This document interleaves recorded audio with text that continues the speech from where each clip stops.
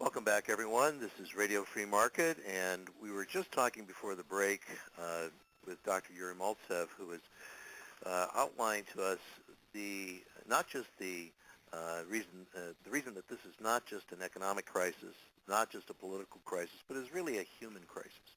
Because you were just bringing out the fact that this intense unemployment and welfare state mentality is really being foisted on the children.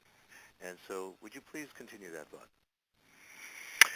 Yes, well, the reason, I think, one of the reasons that in countries of Europe, as well as the former Soviet Union and in other communist countries, usually the fertility is so low, is because there's some kind of, I think, a socialization of families.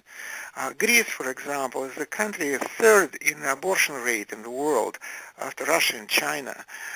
That's the people don't see a strong family anymore as an economic unit because of welfare state, reliance on government. And so why then you should have children if the government is a big daddy will take care of you? So that's the problem with Greece, problem with Spain, problem with all of Europe, which is losing population, and the governments of Europe, they definitely understand this, but they do not follow this reasoning that the present day welfare state is nothing but a Ponzi scheme and can survive only if you have new customers coming in and bringing their money to the table. And today it's the population of most countries of Europe is kind of like inverted pyramid. Inverted pyramid, that means there's a lot of older people and people who right now they also had a baby boom population, and now these baby boomers are retiring, and there's very few Europeans have around to support them, and that's why it's unsustainable, completely unsustainable. However, having said that, we should also keep in mind that the United States is in better shape, but not much better shape than Europe is. We also have an astronomical national debt. We have a budget deficit, which is only 2% less than that of Greece. We also have a lot of public employees who retire at 55, 57. If you will look at unified school districts, labor contracts, if you will look at other government employees, municipal employees, you would see that people are retiring very, very early. In union contracts, that's the case. And definitely somebody should pay for this. Somebody should pay for this. So that's the major issue. Somebody's going to pay for it. That's the rub in the whole thing is that there is no such thing as a free lunch, and these will be paid for. But because government can only create money via taxation, borrowing, printing, or stealing it from other entities, it is ultimately going to be foisted onto the future. Absolutely. And Michael and Yuri, I think that to pick up that thread about who's going to actually pay, this could be the proximate cause why everyone is afraid that the European Union may not survive this crisis. And I'll try to explain the reason for our listeners, is that as Yuri has explained, the European Union was sort of captured by I think you'd have to say the socialists, and to become a large sort of social bloc where everybody would guarantee everyone else's lifestyle. This was not, of course, the intent of a lot of the people who formed the union, but it's what it's become.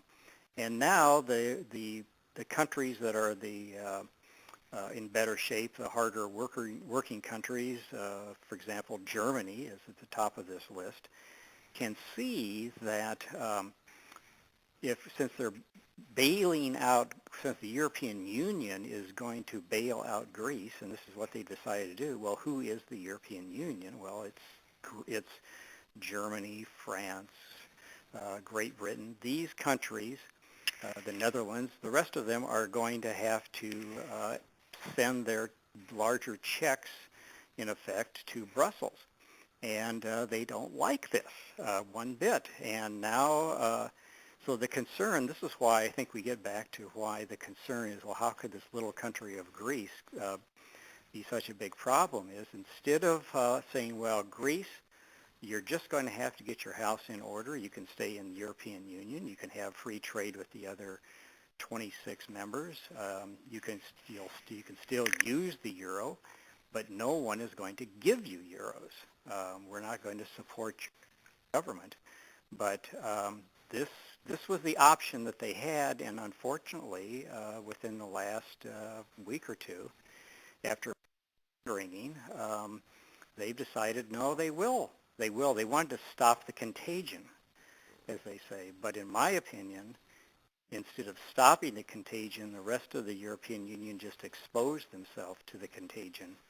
And when they had the opportunity to sort of reevaluate the whole, as Yuri says, the whole sorry idea of a welfare state that really is unsustainable, instead of reevaluating that, taking a sober look at what they're doing and the finances, and starting to get their economies on a more rational basis, they just decided that they would print euros and start sending the bills to the richer countries. And I really doubt that the richer countries like Germany are going to stand for it.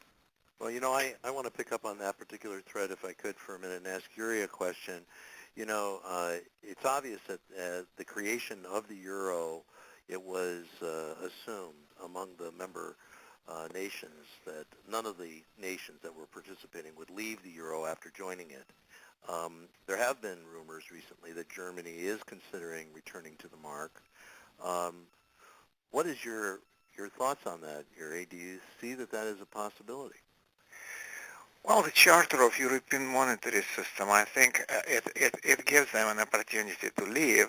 However, I don't think that what will happen. I kind of believe in something I would call bureaucratic international solidarity of governments all around the world in bailing each other out, because we should keep in mind we are not in the Eurozone. However, as the United States taxpayers, we are paying for Greece right now through the International Monetary Fund. And how that's happening? I know that there's swaps between the Fed and the European Central Bank, but there's other ways also. There's currency Yes, swaps. International Monetary Fund. Right. International Monetary Fund provided 35 billion euros to Greece. Out of this would be about 17% is United States. So it's our taxpayers. About $320 billion to the entire $1 trillion package. Right. Well, I came from the Soviet Union. The Soviet Union, as evil that empire was, when it was falling apart at that time, United States and European countries were trying to save the Soviet Union. Were providing loans to the failing Soviet government. So I don't underestimate the solidarity between the ruling elites of Europe to bail out Greece or somebody else like that. I think that what they did, they were trying to, people like Angela Merkel, they're trying to create an atmosphere of suspense in Brussels by postponing this bailout. But I don't think they wanted to.